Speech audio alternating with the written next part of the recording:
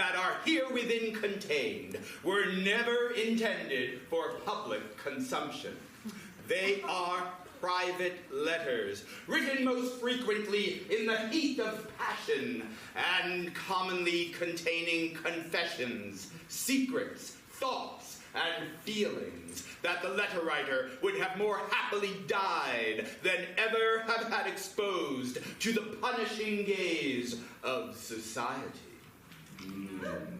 But now that all of the people involved in this story, with the exception of myself, are dead, in prison, or hopelessly insane, I have no compunction at gathering the lot of them, arranging them in their sequence of events, and presenting them to you, my discerning readership.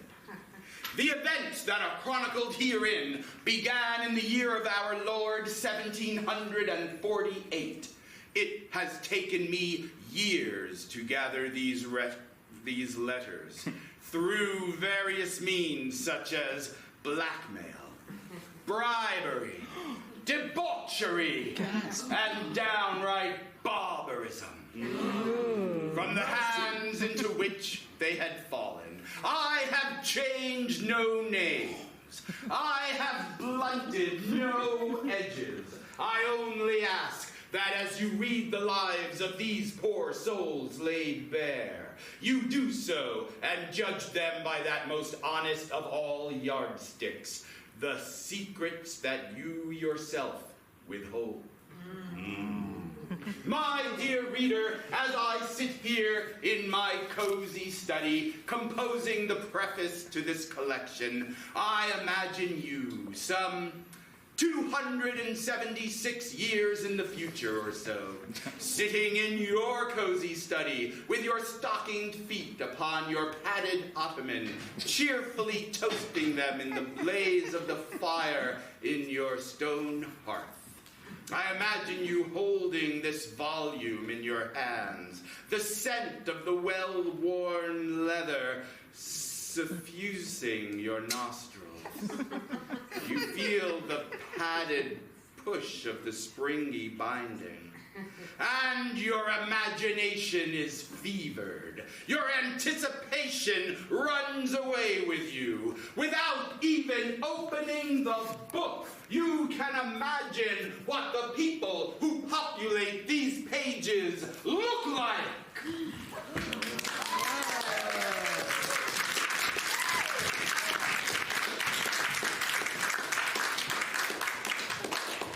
And in your imagination, perhaps you see 6 people in the forefront. And so in tune are you with the story that is about to unfold, you can guess which one of them has written the first letter in this collection. So excited are you about your guess that on the count of 3, you shout it out, indicating something like the person wearing blue, or the woman in red, or something like that. 1, 2, 3! The woman in red. I believe, dear reader, if you said the woman in red, you are correct. And yet, I imagine you can also guess which one of these people received that first letter. And perhaps on the count of 3, you shout that out as well. 1, 2, 3! Man in purple! Did you say the man in the purple, dear reader? Yes. Well, we can't please everyone. But if you did say that, you are correct.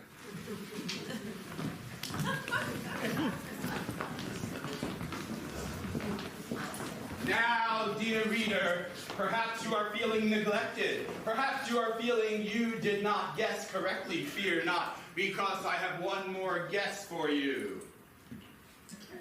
Can you guess what this person was thinking about as she sat down to write this letter? 1, 2, 3. Tomatoes. Peanut butter.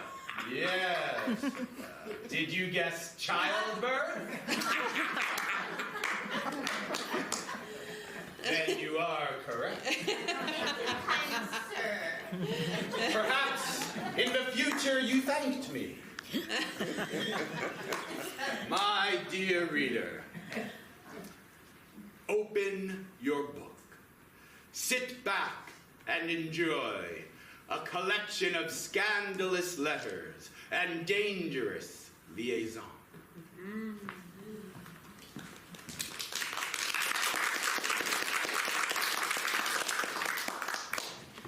Mademoiselle Claire Mouton to Pierre Agnon. My dear friend, it's been so long since we've chatted. There's been quite a lot of childbirths in town. Have you seen what it looks like when a child is born? It makes me maybe want to wait years. I write to you to confess. I can't stop thinking about him. I know I'm just a housemaid. But sometimes when we're in the garden, I know he notices me. I know our chats are more than just between a housemaid and a handsome man. Honor. Sir. Monsieur? Ah, my lady. I was just standing here witnessing all the babes. There's so many. Yes, the mothers and the house midwives, they walk them in that garden there, and I enjoy seeing it. You know, myself, I'm unable to have a child. Really? Yes, Oh. having no wife any longer ever since she's passed. That must have been so hard. Apple?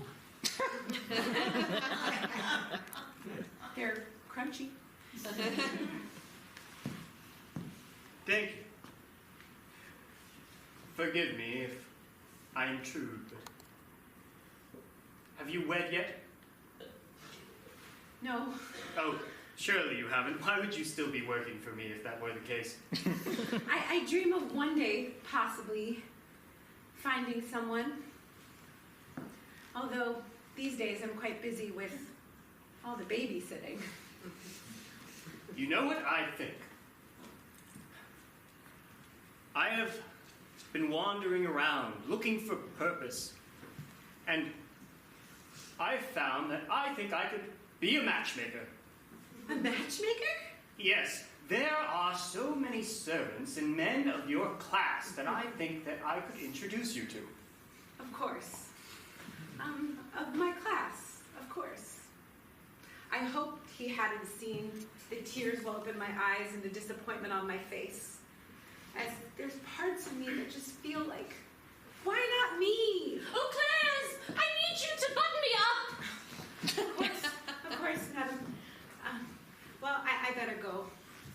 These yeah. buttons don't button themselves. You know, I must say, Claire, part of me wishes that you were born to a higher station. But I digress. I thank you greatly for this apple. Monsieur.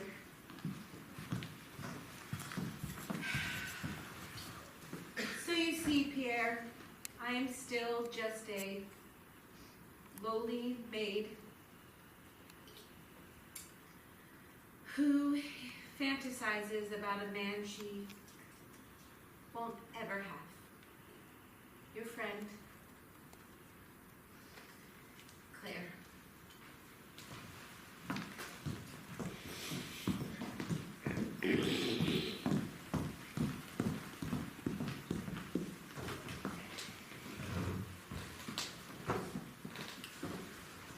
Monsieur Pierre Agnon to Mademoiselle Gounod, Marie Gounod.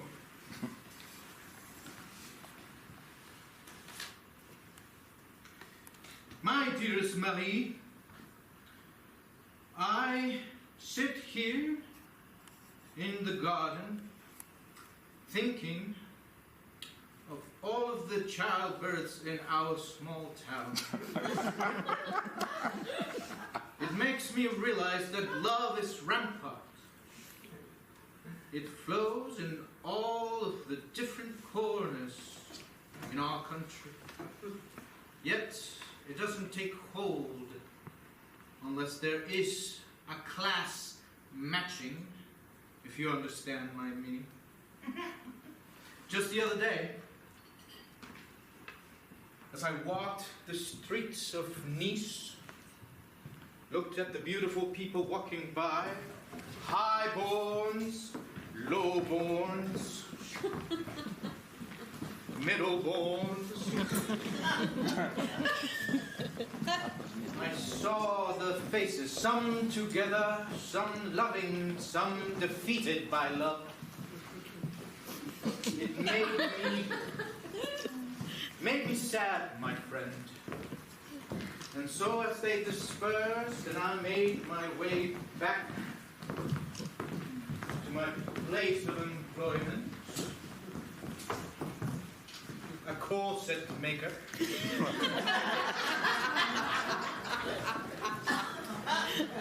I do not believe who I met there in my shop. They arrived, knocked on the door. Knock, knock, knock. I had a soft door. My friend.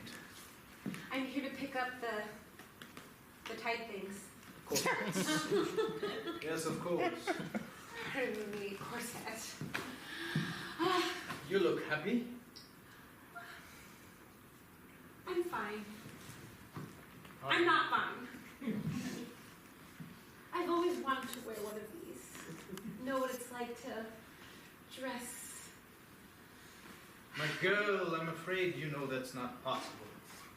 A woman of your station simply cannot indulge in the luxury of tightening your midriff.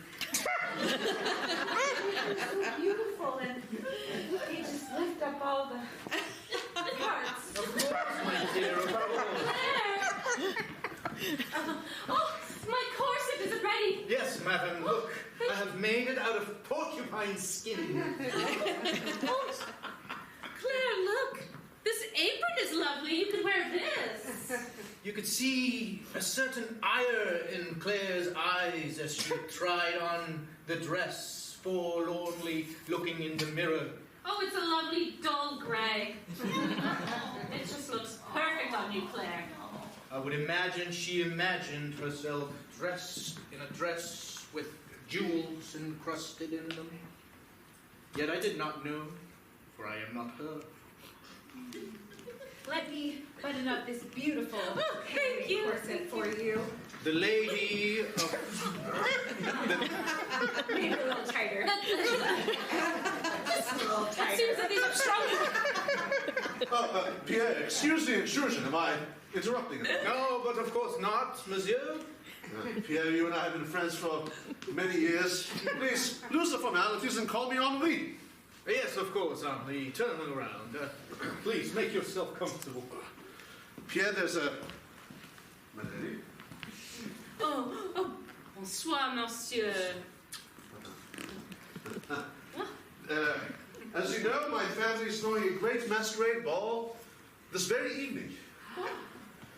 But I must regretfully say that my wife has fallen quite ill and I have no one to accompany me to this ball. It is a very important meeting, for there will be many dignitaries there and the royal house itself. Oh, no. If only one of my friends was available, but everybody I know is taken. You could almost see the candle light in my dear, top of my dear friend's head. And of course I need someone to fit exactly in my wife's dress, for I must not go alone. Is there anyone that you know, anyone of high stature? I hesitated. And I looked at my dear friend. She made a face that was indescribably describing exactly what she needed and what she wanted. Oh, Claire, I have a lovely idea. Yes? Why don't you come and you can bring my purse? And there it was, the grim reality. But it did spark an idea in my head, my dear friend. Oh, I will go. Well, One more titan. They both exited, and I was left alone with my friend. With my friend Claire. I trust that you will help me.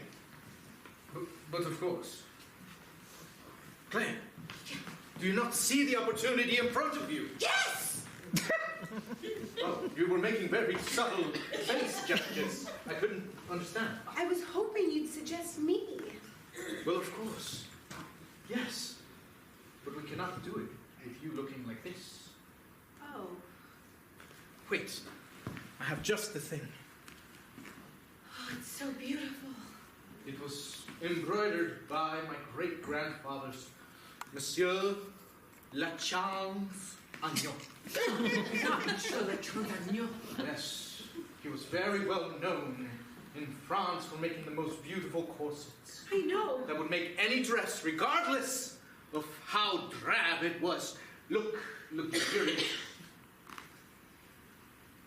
Only this will make you pass as one of the high.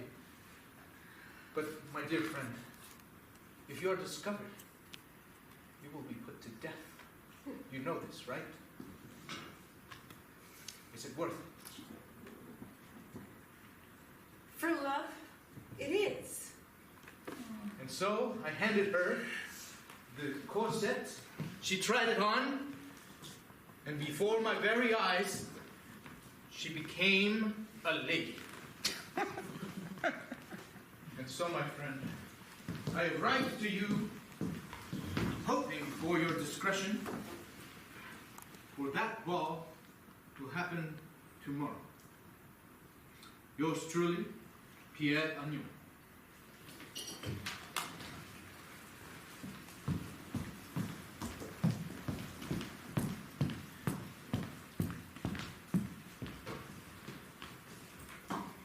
Mademoiselle Marie to Mademoiselle Claire.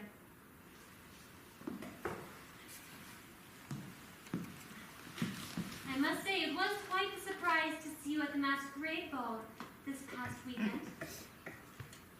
Oh, how you shined like a diamond. My dear, it was beautiful to see all the dancers there, all dancing the minuet so perfectly.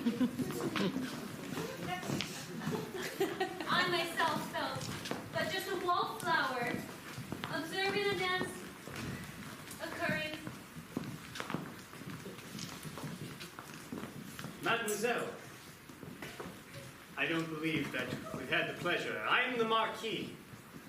Monsieur? I see that you came with my friend over there, but could I beg your pardon to ask you for a dance? For some reason, you seem so familiar to me. Oh, Would mind, sir. yes, this is a friend of a friend. My wife has fallen ill, and I have brought someone of high stature as well. Her name is Claire. Claire, it's a pleasure. Yes, I was told that she is from the Marseille region, of the Marseilles. Claire, do you have a mouth of your own? She does look familiar to me. Yes, she seems familiar to me too. I just can't quite put my finger on it. And Claire, that is when I knew I must step in Your Honor. Yes, she's but a distant cousin of mine. Ah, very good. Well, of course, she is but a mere guest of mine, but if you wish to dance with her, please do so. And Thank off you. she went and danced with Monsieur. And I found myself standing alone, thinking about who I loved to be outside of my station, who could never be. And I knew in that moment, Claire,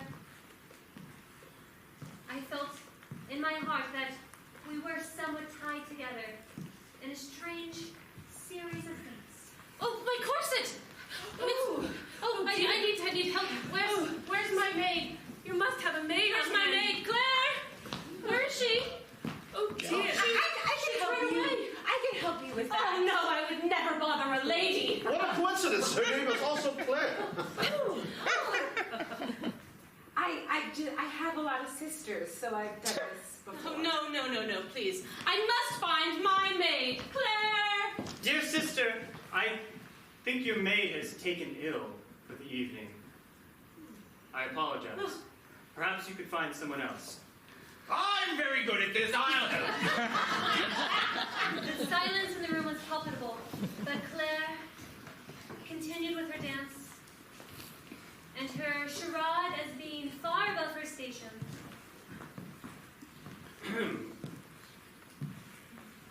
Mademoiselle, Monsieur, how long will you be in town? I'm planning on staying for a while. Well, you must have heard that my wife is now deceased. Oh, I'm so sorry to hear. And I would be ever so happy if you would join me this upcoming Sunday. Turns out I have other arrangements that Sunday, but it was a pleasure. And off you ran, Claire. And I must tell you what happened next was that, you see, I continued to tell everyone that you were my cousin staying with me at my hatch store. Consider yourself a new employee. I shall see you tomorrow morning. Love, Marie.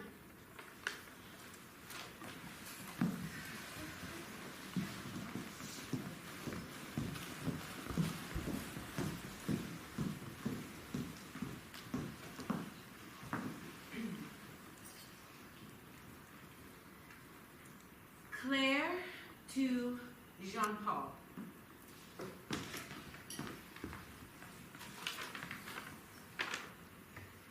Monsieur Jean-Paul, I cannot thank you enough for the makeover you gave me the other day. I didn't think it was possible to fool so many people. But alas, you are a true genius. I wish to tell you about a run-in I had the next day. I was meeting with a musician after a very aggressive protest. There were police everywhere. Down with you! And down with you! And down with you! And you! And you! Special.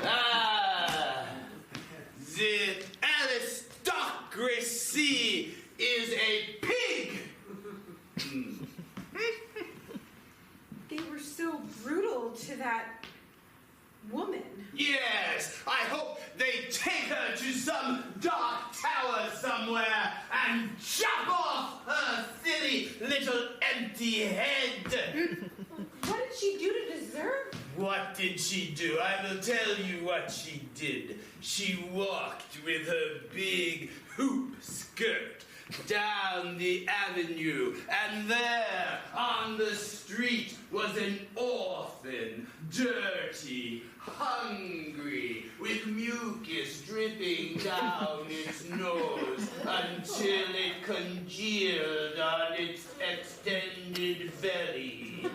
And did this woman take one moment to reach into that purse of hers to give that orphan a single sou? No! Instead, she lifted up her pointed nose and walked on as if that poor child did not exist. That's terrible. Yes, it's terrible. Down with you! No. Yes! I must say, I fear for my life as well. Now you, madame, You clearly are dressed as if you too belong in your ivy tower, looking down upon us poor, dirty, ragtag musicians. It hasn't always been this way for me. This I somehow know. You have the eyes of a human being. He recognized this in me, Jean-Paul. I fear everyone else will. Come, sit down on this giant heap of human trash.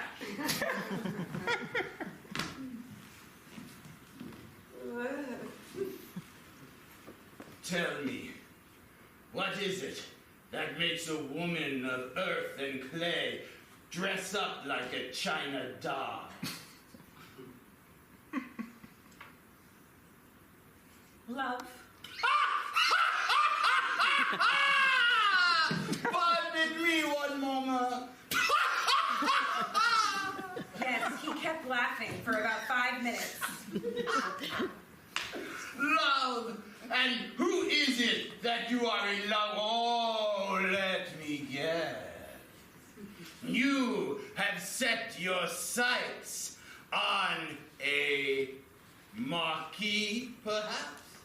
And that is why you dress yourself up in this ridiculous outfit to deny who you really are and try to win the love of one who would just as soon cast you into the Seine with all of the garbage as care for you if he knew who you really were. Well, it won't matter anyway, because I obviously can't have him see my face. He'll recognize me. Why do you care? Why don't you whip those clothes off this minute, dress in rags like the rest of us, and live here with the people? There are children who need the love and caring of a good woman. Do you know how many childbirths there has been this year?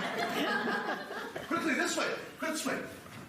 The protesters must not see us. We are of high-born status. And there I saw him, and I hid behind a bush so he wouldn't see me. I do not believe that they followed us here. We should be safe here momentarily. That was quite frightening. I could not be seen, or I would be found out and possibly even put to death. That those protesters. I feel like a revolution is brewing. I think they want my head, Henri. Mine as well.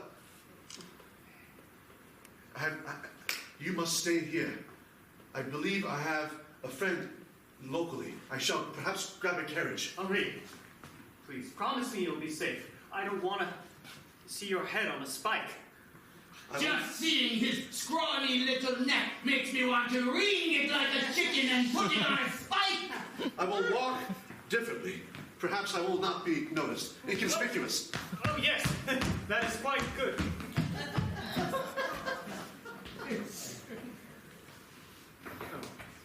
That is him. That is the man that you love. I couldn't contain this loud man's voice. No. Sir. I hid behind a different bush. There's a lot of bush. I see by the look of you, you are a lowly musician, are you not? I am a lowly musician, Monsieur le Marquis. His hair sparkled in the sunlight. I couldn't help but gaze at him. And are you here to kill me? I would not dirty my catgut string calloused fingers on your neck. But perhaps I deserve it. Tell me, monsieur, who is it your father has deemed you to marry, now that as all the world knows you are widowed? Her name is Countess Dupree. And tell me of this Countess Dupree. Well, I only ever met her once, when we were children.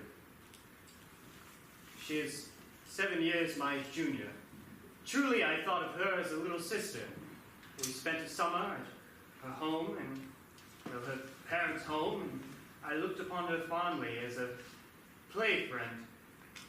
She was quite kind and sweet and demure, but I surely do not see her as a love prospect. And yet you shall marry her if your father demands. I am the Marquis. It is my duty. I have not produced an heir yet, and so I must. And so you see, Jean-Paul, it appears I won't be needing your services after all. I will just go back to being a housemaid and watch my love marry another. Yours truly, Claire.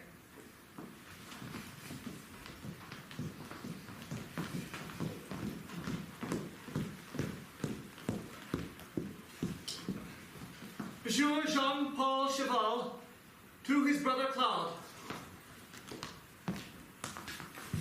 Claude, I write to you at this very moment, sitting behind the bars of a prison cell. For much has happened since we were last in contact.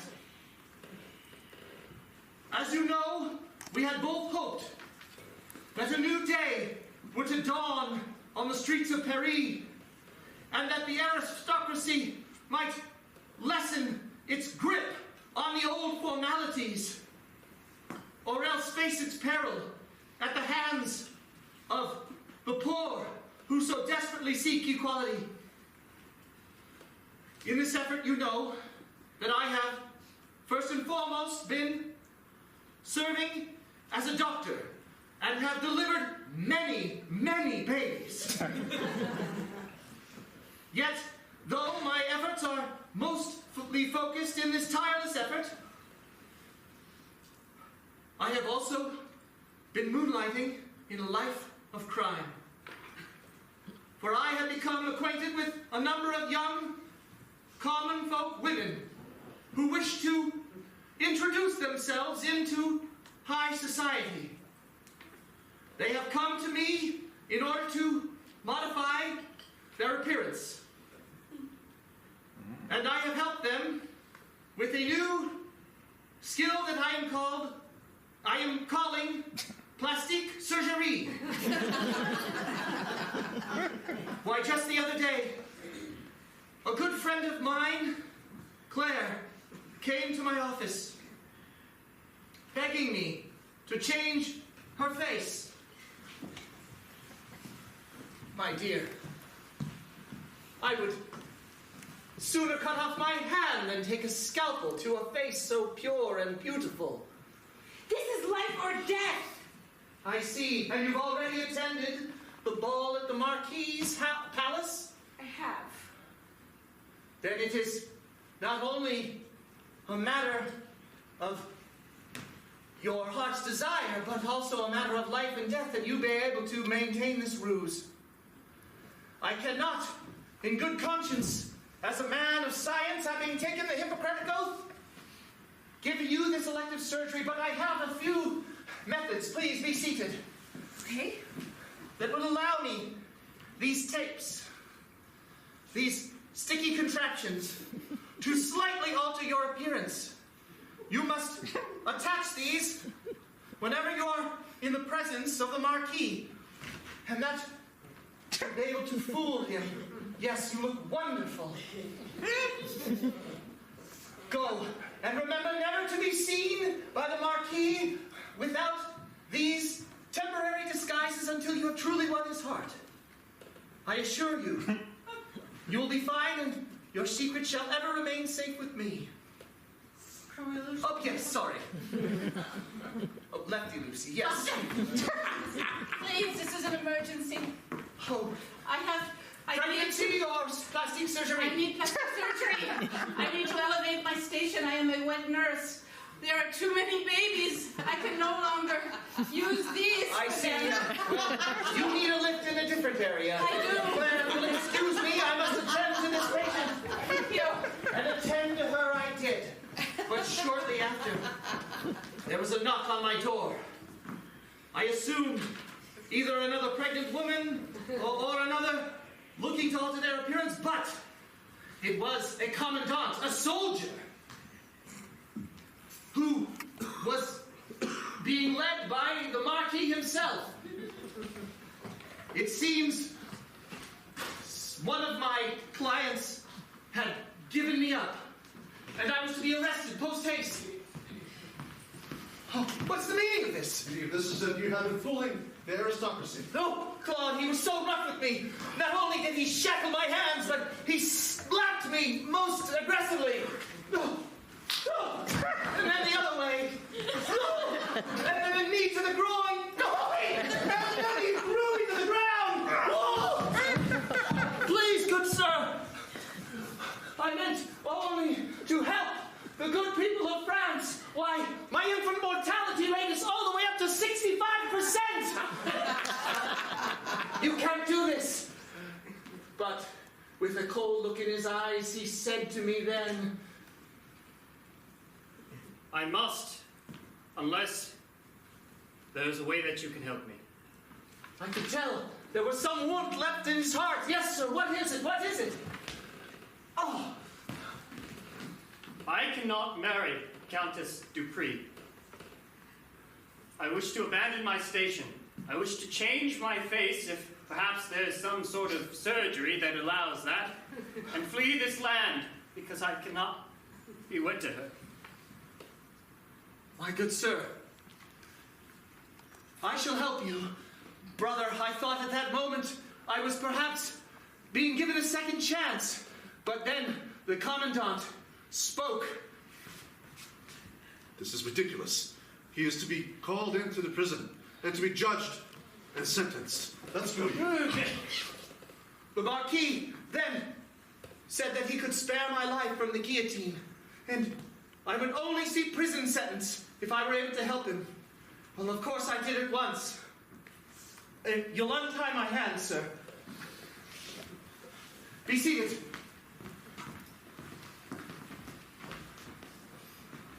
Sir, you're dismissed. Are you not wondering why I have made this hasty decision? Or are you just going to tear up my face willy-nilly? Well, sir, I confess, in the heat of the moment, I was thinking only of saving myself from the guillotine. But, yes, please, alight me. Why wish you so to change your appearance?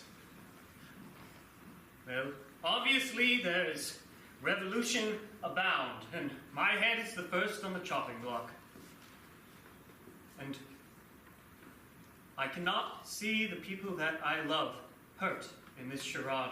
Countess Dupree, my sister, my friends, my servants, they all see their heads roll if I continue in my station. Even the servants? Yes, anyone who serves me, I'm afraid. I don't know. Perhaps I wasn't born for this life. I know I'm a Marquis by birthright, but I always thought of myself better as a common man. If only you could change my face, and if I could become what I truly wish to be, a matchmaker. I see in you a kind heart, sir. Why, I wish that all the rabble-rousers on the streets of Paris could know that all in the aristocracy are not vapid, shallow, and self-centered. I would hope so. I was born with high cheekbones and a stern face. If only you could give me the face of a loving man, a poor but happy soul, I would ever be grateful. I can, though this may not be very comfortable. And with that, brother, I brought out my head cage filled with bees. You wish for a lumpy, sagging face, yes? This is the method. Okay. Well, I suppose it beats the guillotine. He was very brave. He screamed, only thrice. Get this off me! I can't change my life! Oh, it's stuck. There.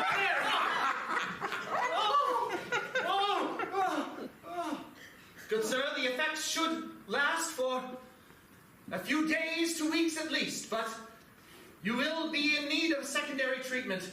I beseech you, please. I know that a prison cell awaits me, for your commandant is looking at me most aggressively through the window, and I know he shall be grabbing me once we are through here. But I beg you, please, free me from prison so that I may continue to treat you. Sir, I'm no longer the Marquis, though. I'm a common man. For now, yes. Yes, now and forever. My name is no longer Marquis, my name is a common boy's name, like Victor. Yes, perhaps you could shorten it. Vic! Ah, now that's a good man who's a carriage driver or cheesemaker. Or matchmaker. Or matchmaker. Vic the matchmaker. Ha ha! That is it. Oh, I feel faint. Ah, yes. You may need to rest, but when you awake, please remember me, for I shall be freezing in a prison cell. My brother, I am humbled and embarrassed to confess that upon threat of torture, I did give up the name of many of my clientele, including that of the young Claire. Gasp. So I write to you now, you must go to the Marquis's house. Find her, warn her that should she stay, she may be beheaded. For either the commandant will come and arrest her for impersonating the rich, or perhaps the poor will come and overrun the palace. Please, take her to safety. Your loving brother, Jean-Paul.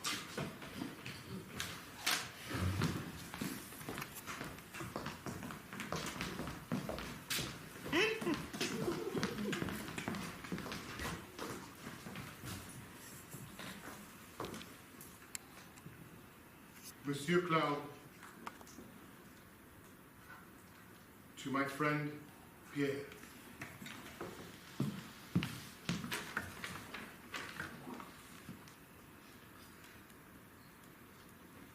Pierre, I must entrust a deep secret to you. I know that you straddle the lines between two worlds and have helped elevate me into the military station I now hold, one which brushes elbows with greatness.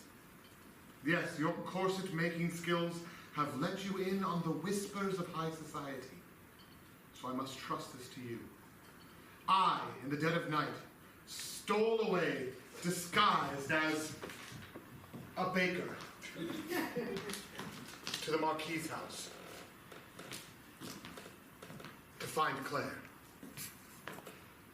Oh, delivery of fresh hot bread, fresh midnight loaves as people are wont to do. Oh, Claire, I'm so lonely. But I got you some pastries. Oh, I guess that could make me feel better. Sit. Oh, could I stand too much? There you are. Croissant? Oh, Napkin. Thank you. Why so sad? I've been dumped. Dumped? Who would dump you? Philippe. And Henri. And Louis. And Francois. Francois. They've all dumped me. I'm unlovable and I need a matchmaker. You are not Wipe my tear, please. Thank you. Any man would deserve your honorable, sensual, loving you. all is not as it seems. That's right. I'm not really a baker. Maybe you can tell by my finery. Sir, do I have to call the guards to escort you out? No need. I got them horribly drunk before I came in. They won't rise for another 14 hours. Are we... What are you here for then, sir? To warn you. Oh, what? What? Am I going to Beheaded.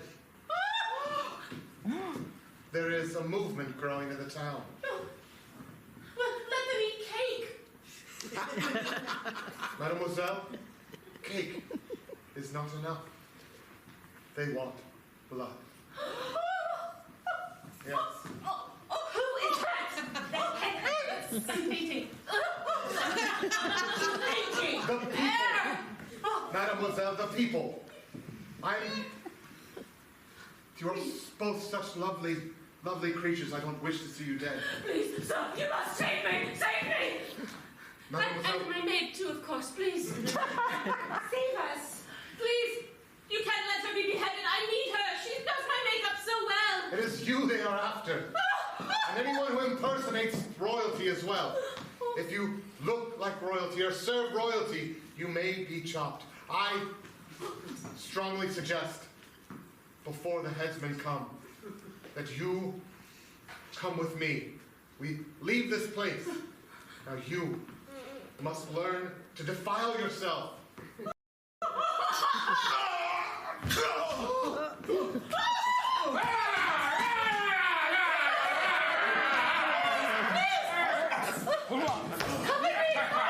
And so, my friend Pierre, as the people stormed the Marquis's palace, I took the ladies.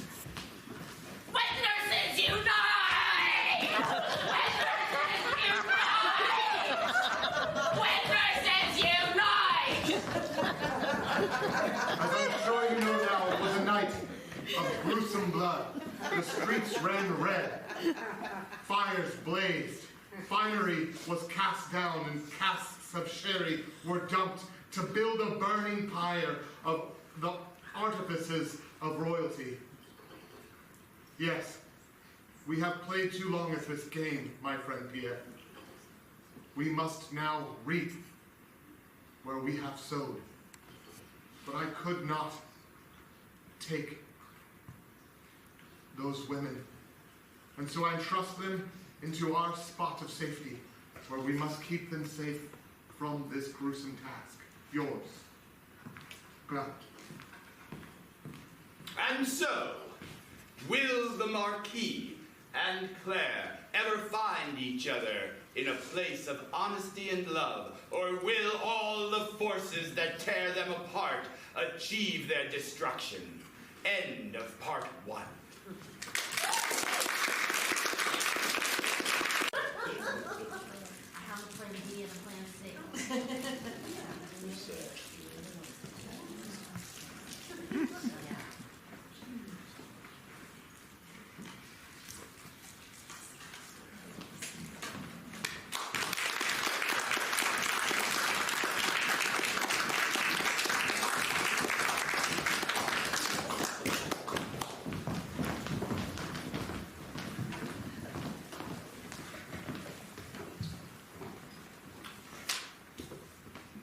Will society's strictures ever relax and allow true love to find true love? Part 2. Mademoiselle Marie to Monsieur Claude. My dear friend Claude, I know it has been a fortnight since we have last spoken, and you must be anxiously awaiting the update about the fugitives that you have brought into my hat shop. I welcome them with open arms. But I must tell you what has transpired over these past few days. There we were, Pierre, Celeste, and Claire.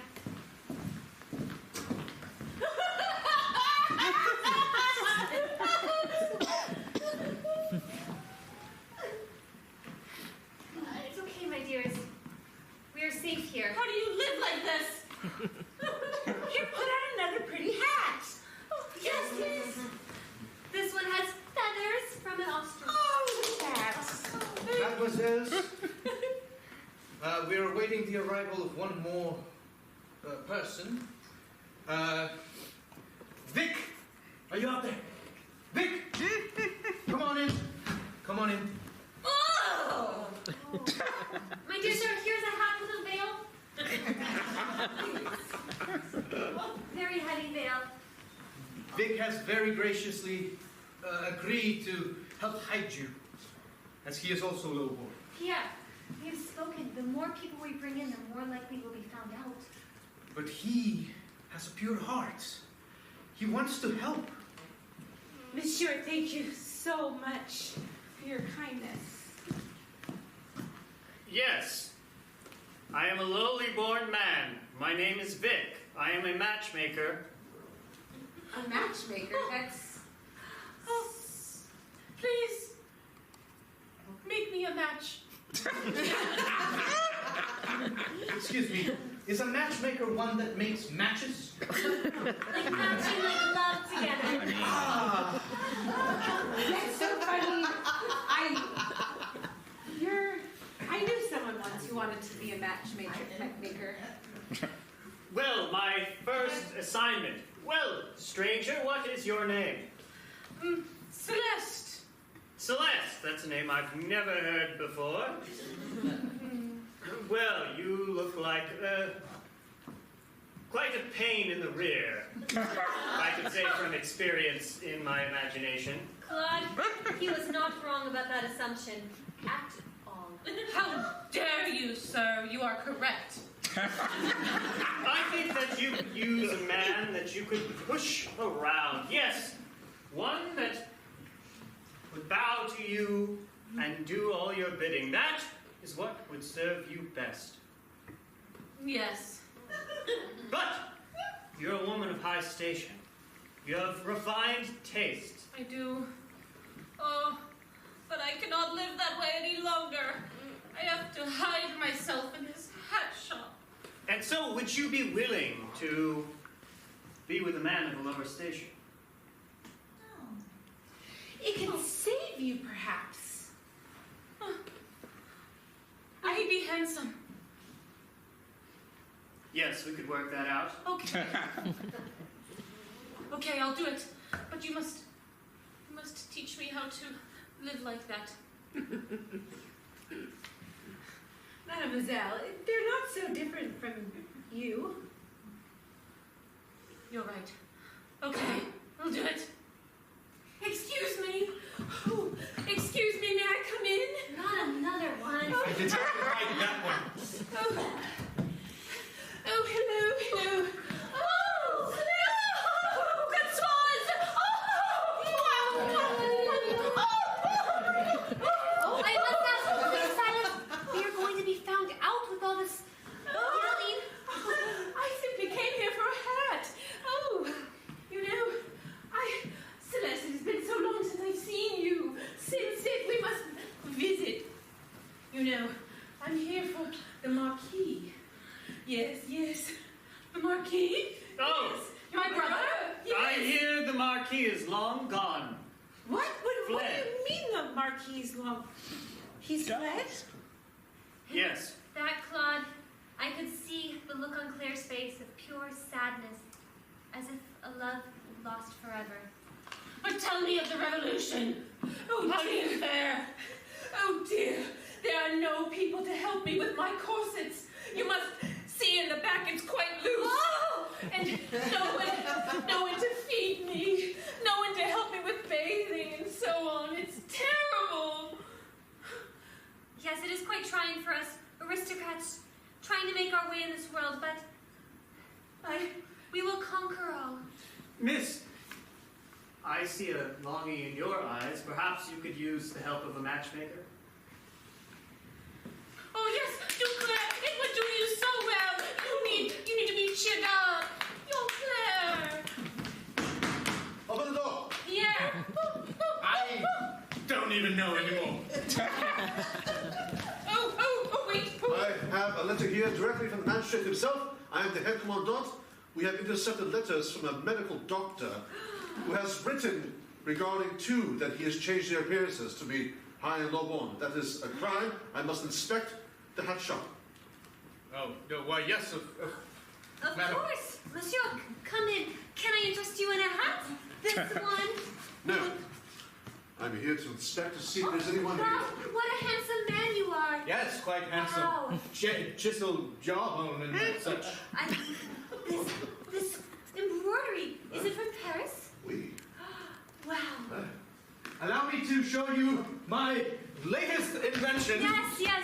This corset. You would look phenomenal in it. Corsets are not just for women anymore. And hats as well. Just bring it down very low.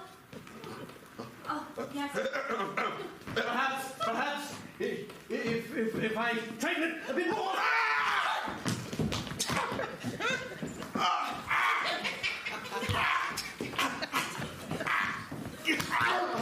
I have killed someone. No.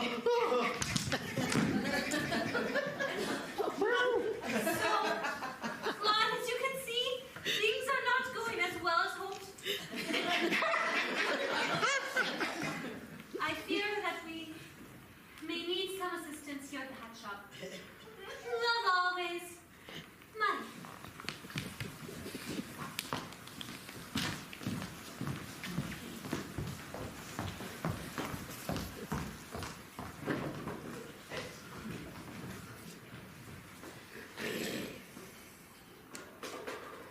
Monsieur Claude Cheval, to my dear brother, Jean-Paul Cheval. Jean-Paul, I hope this letter finds you well after your daring breakout from the jail. I was afraid of the worst, that you might have drowned in that moat that was filled with snakes and alligators and fecal matter. Look. But when you sent me the secret code, wink, wink, I knew that all could be well. I'm writing to give you an update on your patients. You see, they were on the land, not slain or running from the law. I found them after a fortnight of tracking at a cold and blustery day out on the moors. There stood a bedroom with the lights on. Of course, it was attached to the rest of the estate, but the bedroom was foremost, prominent. Strange, thought I as I came upon the house, to be a bedroom so prominent in the front of a house. But 18th century architecture being what it was, I gave it no question. I snuck up to the windowsill and poked my head in and saw sitting upon the sofa, strangely, your two foremost patients. So I stayed hidden. There they were, the former Marquis and the maid who was once a lady.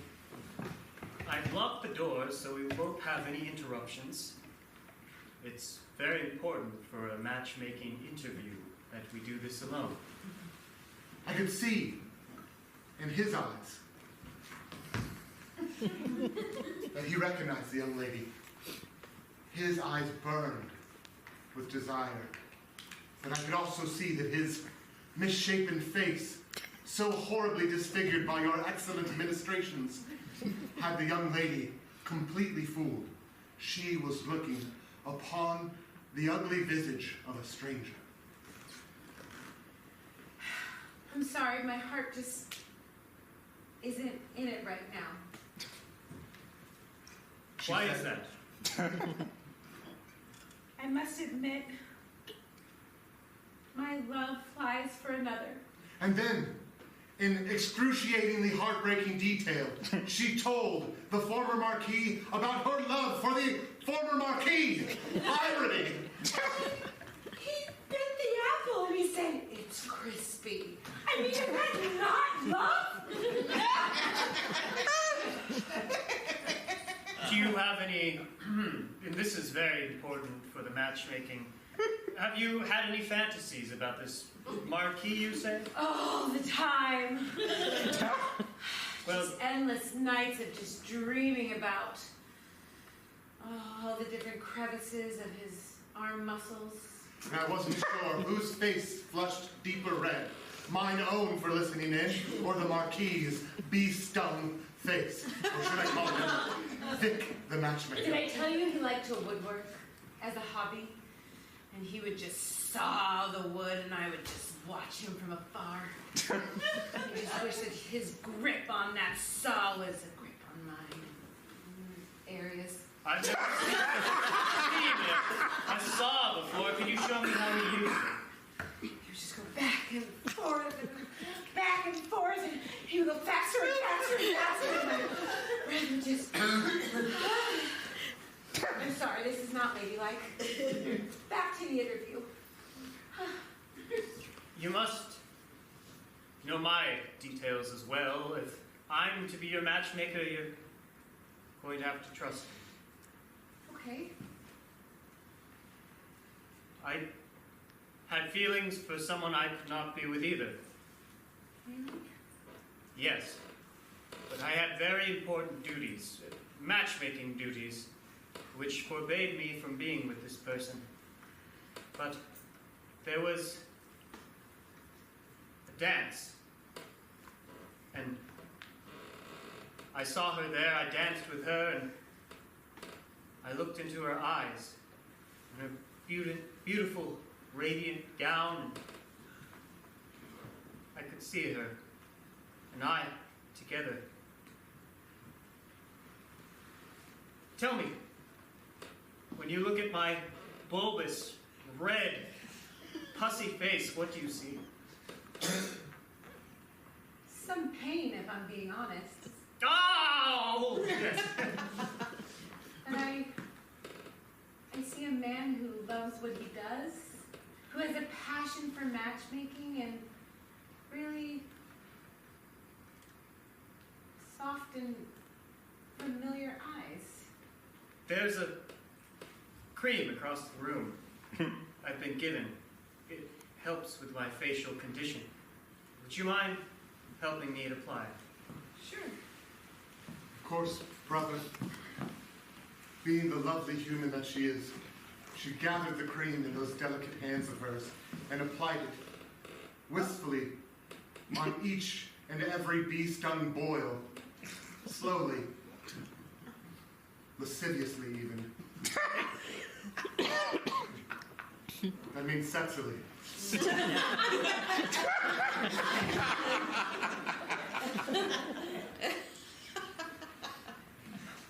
Let me wash it off now in this wash basin.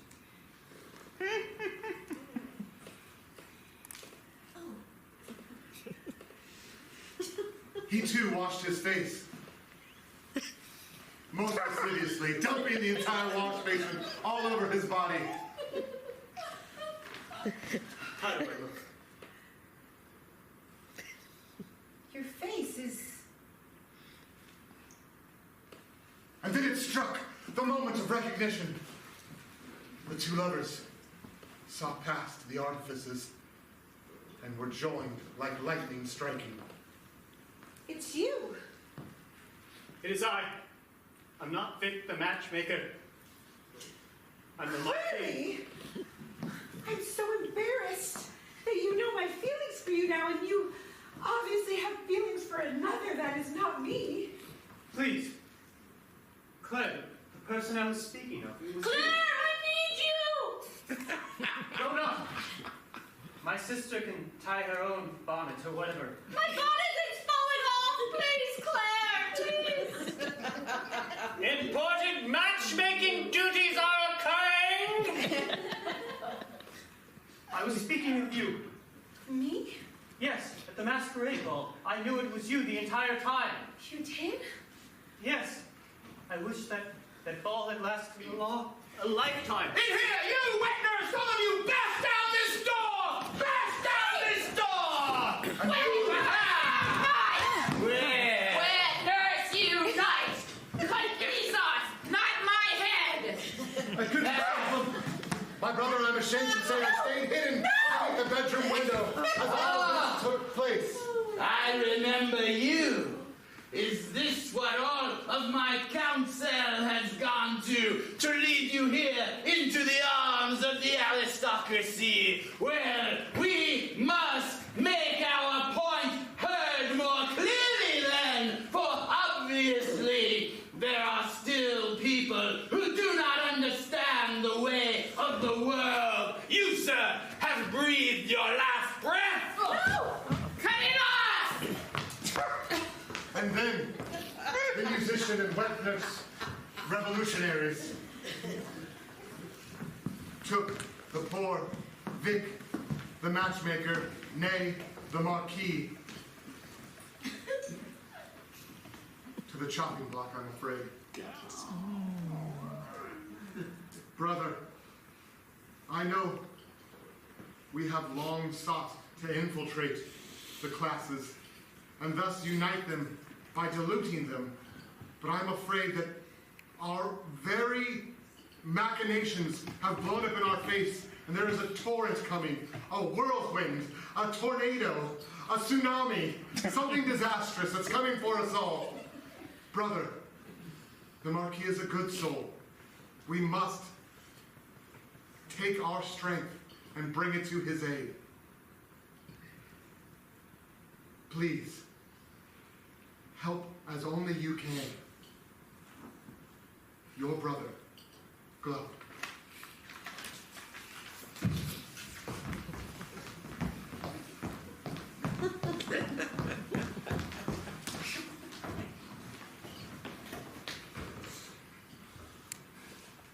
Jean-Paul to Celeste.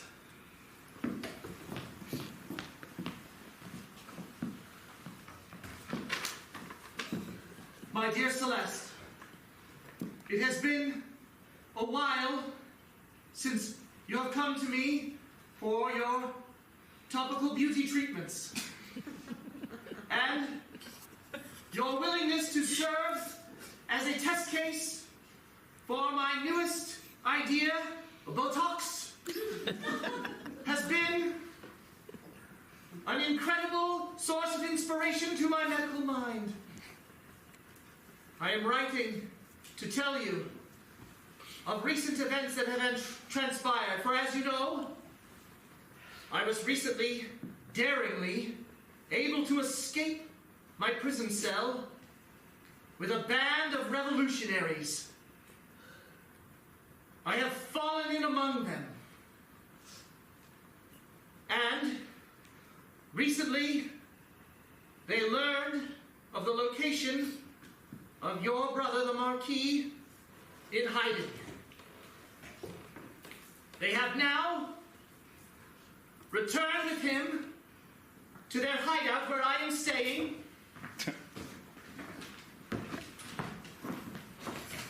At the bocce ball court. Please stop pummeling me with those bocce balls. I can't take another one. Shut him up! Quiet, you. My dear.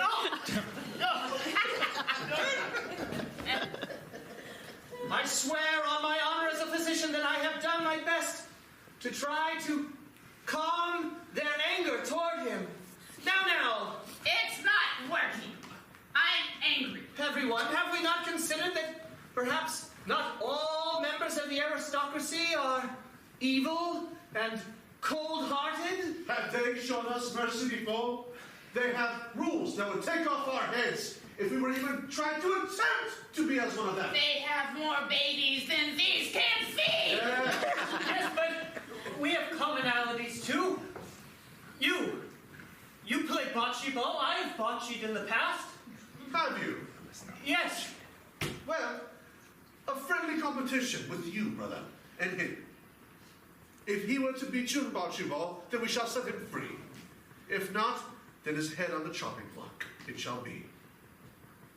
Knowing well that he was the champion bocce in all of France, indeed in all of Europe, I tried to dissuade your brother. Marquis, no, wait, hold on, but your brother's pride. If this is the way that commoners solve problems by bocce ball competitions, then I shall participate and show that I am like their kind. We shall see. And so, a game with which your brother put on a brave face, but clearly had less experience than he had let on, ensued.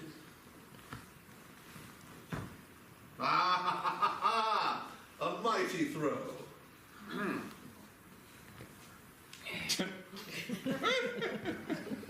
With a massive heave, he swung left, right, and accidentally let the ball go behind him. How many points was that? -4, good sir. You have lost, monsieur. That you have. They led him to the chopping block that sat at the edge of the court. I feared that all was lost, and being somewhat of a coward myself, I stood by helplessly when, suddenly, on the horizon, I saw Claire running toward the court, a blaze of fury. Let him go! She exclaimed, bursting into the center of the crowd. You never seem to learn. Do you know what this family has done to mine? Did you ever think to ask? I'll ask you now. And I will tell you. In her exasperation, her bracelet her hair tie went flying and was stolen by a wet nurse.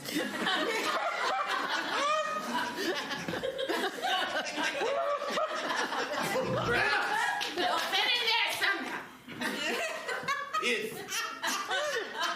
I were to tell you my name, Monsieur le Marquis, it might be of a recollection to you. For my name is Penon. Perhaps you remember my father. Yes, Penel, I know because I had him killed. And with that, Pinot proceeded to recount the tale of his father's untimely demise through the media of interpretive dance.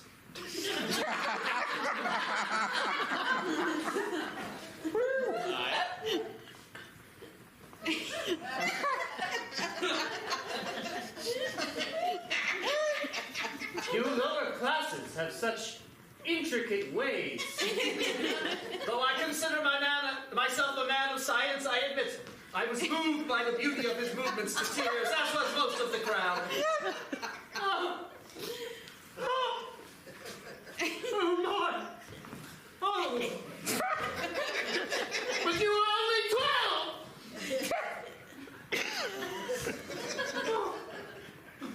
And he died. Concluding his dance, Pinot raised his blade and prepared with his comrade for a final strike, when suddenly a whistle blew. And a whistle from heaven almost, a metaphorical whistle. And Claire stabbed one of the revolutionaries, who then was stabbed himself again by Pinot. Come with me. We have no time to lose. The two absconded to places I know not where. And I was left standing aghast.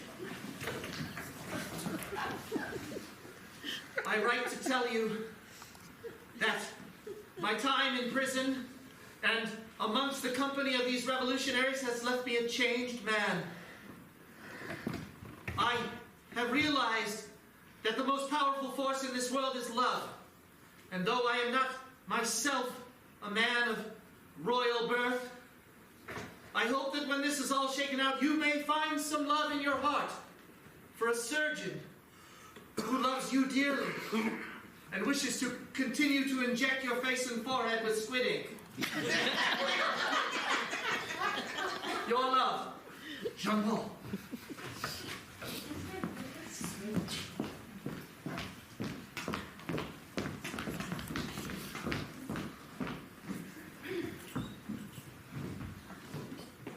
Celeste to Pierre. My dearest friend Pierre, I managed to escape those revolutionaries in that bedroom home along the moors by pretending I was a blacksmith going to a wedding.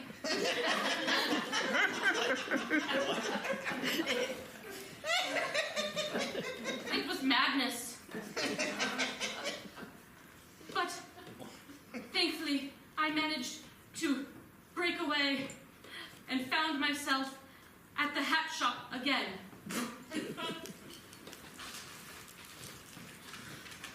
And there was my friend Marie. Oh, Marie! Feels like a blacksmith. I can't believe you believed it. I'm so beautiful. I didn't think anybody would believe it. Well, it is easy to believe, yes. You're beautiful. Please, my dearest brother, I realized that he was the one covered in bee stings. Yes. And there was a revolution. Yes, you already know about that, of course. It's still ongoing, but tell me more. Well, there he is, coming through the door with Claire. Quick, come. Oh, my Claire! I've done a terrible thing. Here, my brother, Henri, my twin brother, he's dead. I've heard rumors that this is a place to hide, and I shall do so right now. Here's a hat. Sister! Brother, you have survived. Yes, and Your hand, I have they're great news bloody. for you. Oh, please do tell. I found you a match, and he's behind that chair. This be the one that you speak of. But there is a surgeon I love. Well, he loves me. I'm available. Laurence, at your service. Sister, that surgeon, he has strong will. He has panache. That's not what Vic the matchmaker would choose for you. What do you mean? I mean, who would you choose for me? Well, it sounds like you've chosen for yourself, so tell me why you think he's a better match than that fellow. For I have realized that my time amongst the common people, that I wish to live amongst them. Oh, You are covered in soot. yes, I am. I have changed, brother. I no longer wish to be in the ruling class. I wish for Claire to join me at parties and not just hold my purse. I'd wish that too. And just then, my friend Pierre, that man, the singer, musician, burst through the door. Ha! You have made an art form out of escaping from me. You, I recognize you. You are responsible for my brother Henri's death. How dare you!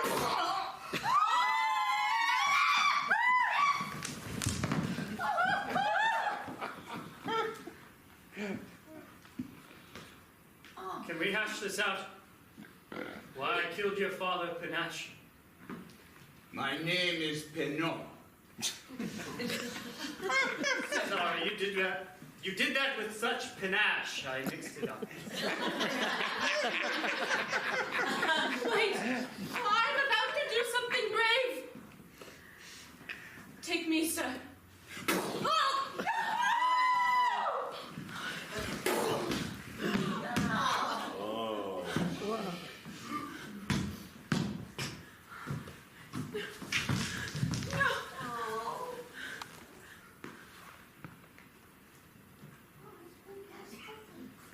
I did not die, though, as you know, because I am writing you this letter.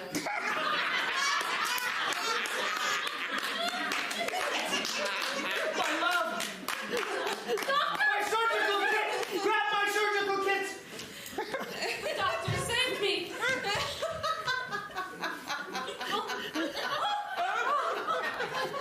Doctor! Doctor, please help him! Oh, sir, have I told you how handsome you look today? Would you like a hat? No! I still want to know why he killed my father! And my brother, he rose. I very carefully shot everybody in a non-mortal place. I'm also wearing a corset made of porcupine. porcupine skin.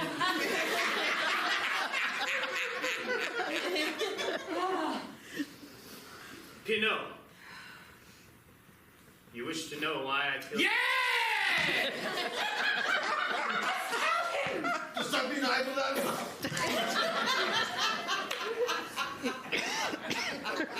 Well, I've been rehearsing this, and so I need to start at the beginning. Pinot, you wish to know why I killed your father?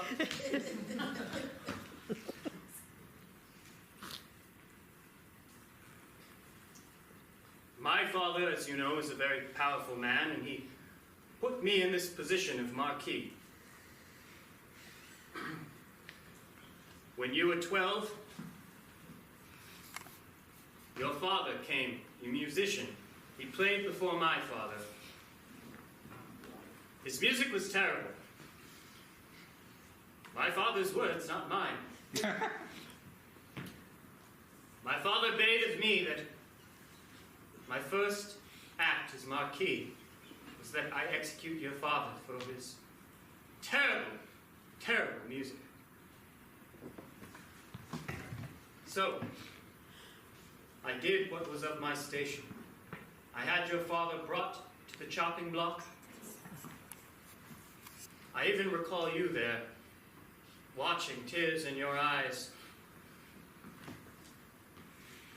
I called for the rope to be pulled. The blade came down, his head came off. It was a terrible mistake, the first of many. And so, perhaps I should place myself before you. No. No, he is a good man. Perhaps this revolution is a good thing. Maybe we aren't made to be in classes because it keeps us from the ones that we love. Love? Love? There's no use hiding it now. So do what you will. This is the type of man you wish to spend your life with. We all make mistakes. You yourself have killed men. I carefully shot them in a non-mortal. He will recover.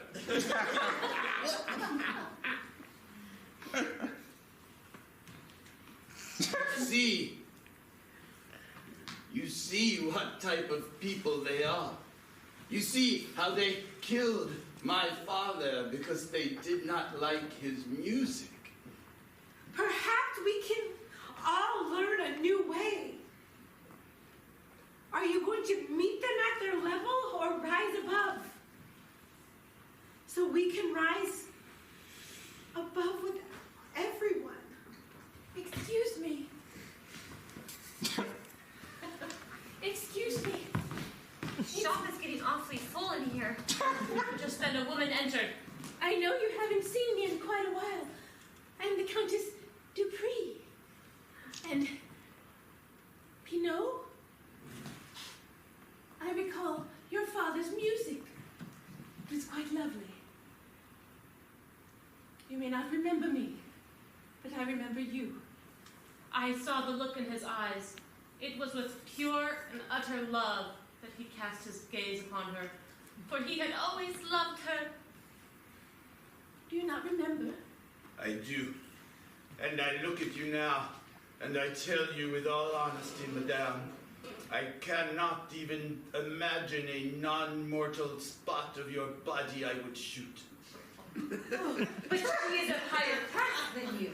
But I remember this. Countess Dupree, you were always so young and sweet. When his father's head rolled onto the ground, you picked it up and you sweetly brought it to him.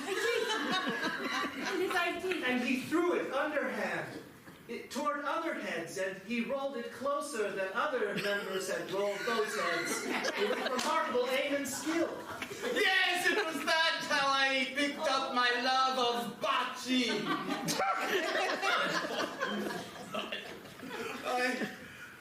I cannot lie.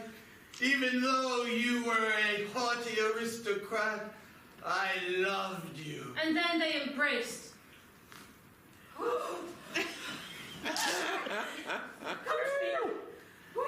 And no lines of class were known. Aristocracy and pitiful musicians became one. Aha! I have found a non-mortal spot! Well, now we know what instrument he plays, the horn. And indeed, this man is alive. Truly, his skill with aim with a pistol is rivaled only by his aim with a bocce ball.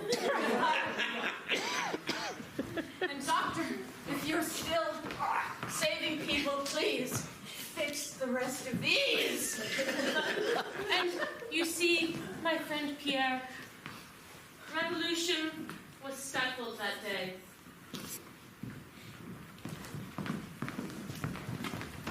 And it never returned to France ever again. She knows that. My wonderful, dear friend Claire is now sitting next to me. She no longer is my maid, but my friend. She is happy with my brother, and they have wed. I wish to tell you now that she is with child. She comes to breastfeed herself. Your loving friend, Celeste.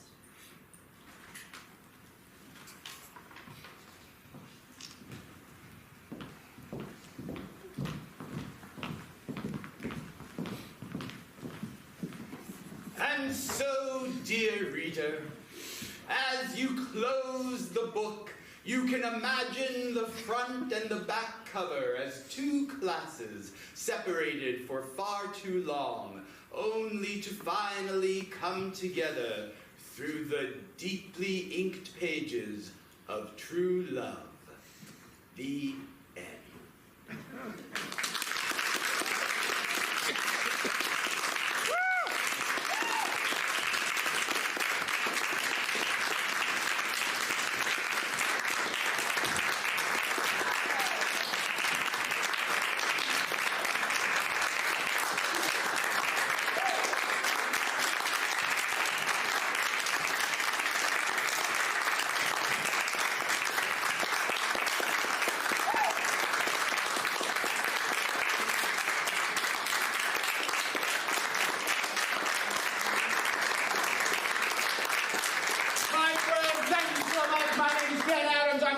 Director of Synergy Theater. I have one more surprise for you. It's a wig!